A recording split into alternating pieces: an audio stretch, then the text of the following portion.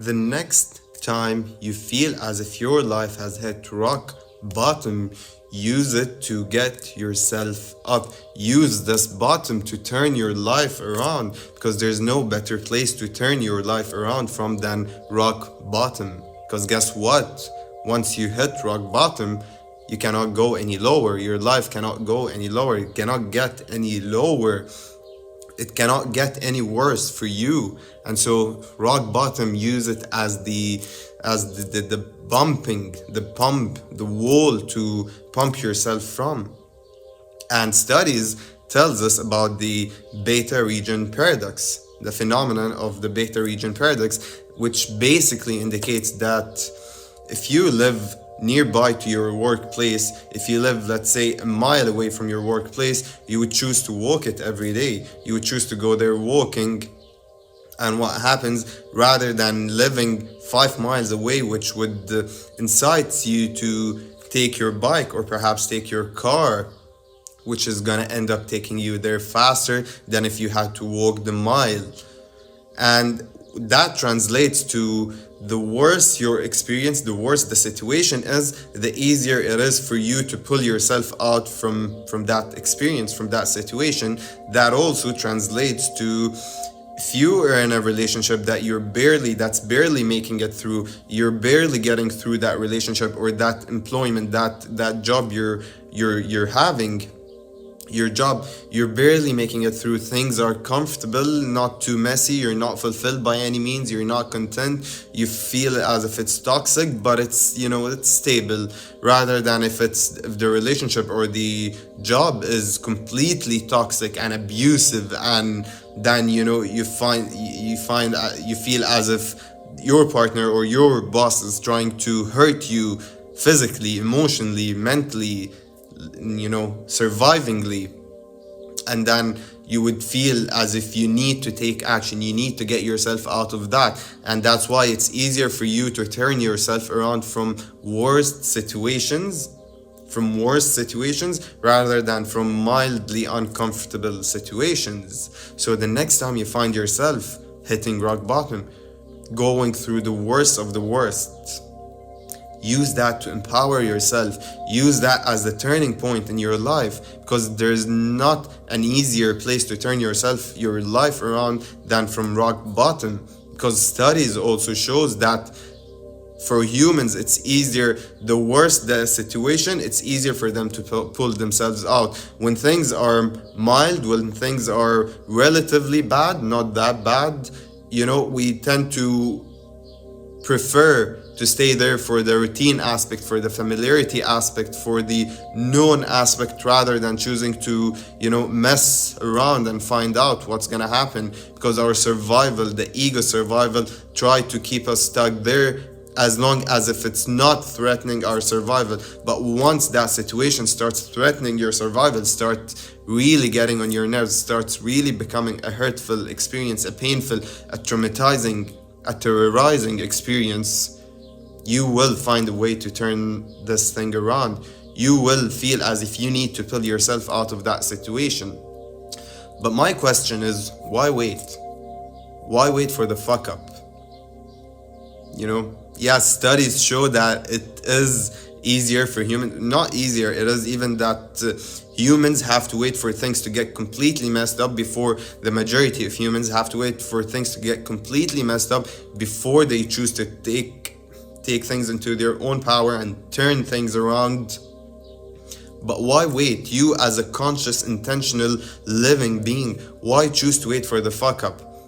Because once life throws limes at you, once life decides to present you with a testing experience, with a negative experience that's aimed to teach you, to forcibly teach you and aid you on your journey, because you have set your intention towards something else, but rather you're choosing to stay in this current reality because although it's not fulfilling, it's not content, you don't feel content, you don't feel loving, you don't feel passionate, but you're choosing to stay in it out of familiarity, out of, survival, out of stability.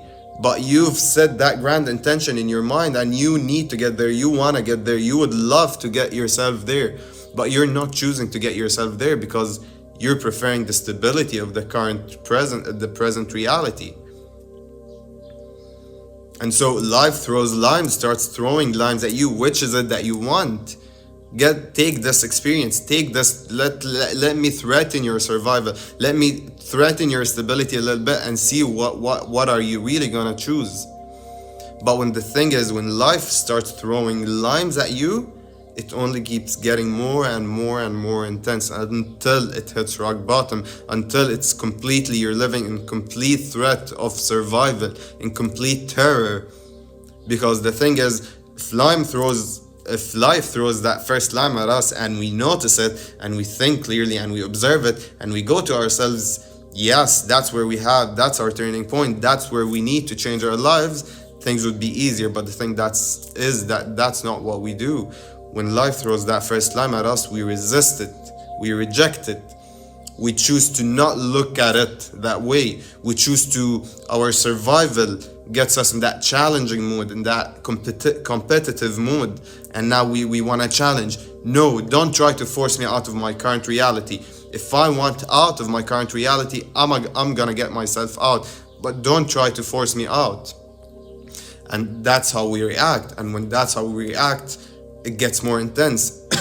Okay, you're not deciding to make a decision, yet you're maintaining your future vision, but choosing to stay in your current reality. You're not deciding, you're not helping yourself, so you're creating that from within yourself. You're creating something externally that serves as a determining factor, that serves as a climax to that contrast you're living through. But it keeps getting more and more intense. So yeah, sure, when life throws limes at you, use it in your favor. Use it to make a margarita. But also, more importantly, when life gives you strawberries, use it to make a margarita. Because when life gives us strawberries, we're just so grateful and we're so content, we're so comfortable with that strawberry, we're so afraid of losing that strawberry through the process of making the margaritas, and we end up just having the strawberry, not realizing the potential that the strawberry offers for us, presents for us. And so as long as things are good enough, you're not aiming, you don't feel the need to work towards your purpose, you don't feel the need to work towards a more meaningful life, towards a life of love and passion and liveliness, bliss and joy and gratitude, and you choose to remain in your current reality and have the strawberries, one by one, that just that, never thinking to build on that, never thinking to explore the full potential of that which you already have. And that's why it's easier for us to, it's easier for us to turn our lives around when life is throwing limes at us rather than strawberries. So when things start getting messed up, when things get fucked up, that's when we decide we need to do something about our lives. But my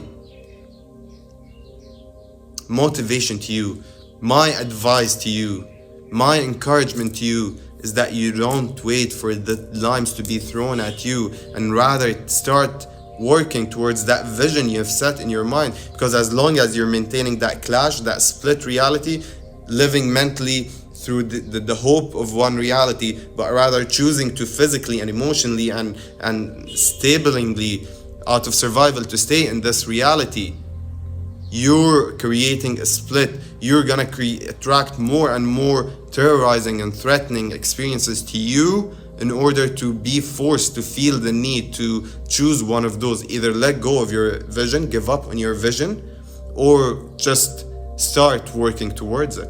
And that's how those external experiences, those experiences of suffering and struggle, my last video was all about this, how we end up creating them and how we move through them, how we should move through them as fast as possible. And those are your two options, to either let go or to start getting to it, working towards it, emotionally heal whatever is blocking you from getting there, from aligning with that reality. Take small steps towards it day by day. So it is your choice ultimately. Do you want to wait for the fuck up? Or do you want to fuck up now and find out how things turn out for you? Because that's much better when you are already stable, when you're not facing an experience that's threatening you, that's terrorizing your survival. You're gonna make better choices. You're not gonna take actions based on desperation and fear and hatred and so on and so forth, but rather when you have the strawberries, you're gonna be able to take actions based on love. You're already just mildly uncomfortable, not extremely uncomfortable. It's not an intense survival experience that you are going through. And so you're gonna be able to have to see out your vision much clearer and draw the path to your vision much clearer, or shape your vision in all, you know, much clearer. Whatever you want, what do I truly want? You're gonna see that clearly, and once that vision is clearer and clearer, the path is drawn by itself. You're gonna start intuitively receiving indications to what you should do next, to what you should do next, to what you should heal next. And so that's what I encourage you to do. Don't wait for things to get fucked up, because it's so hard to pull yourself out of that fuck up. Although you will be desperately trying to all the time pull yourself out of this fuck up, but it's not as easy when you're already in a good place. It's not as easy when you already have, you know, a mildly stable life. But you will be taking lots and lots of actions. What I'm trying to say is that you will be trying to take more and more actions and heal more things and do more things, but to no avail.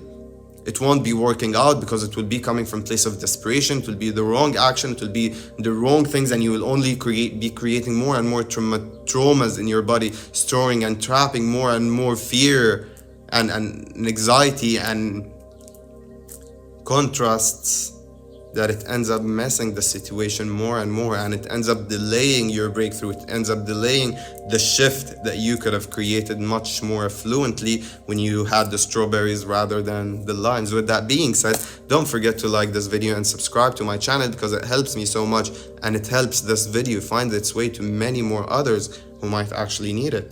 Thank you so much for tuning in to another video by AF's Conscious Frequency.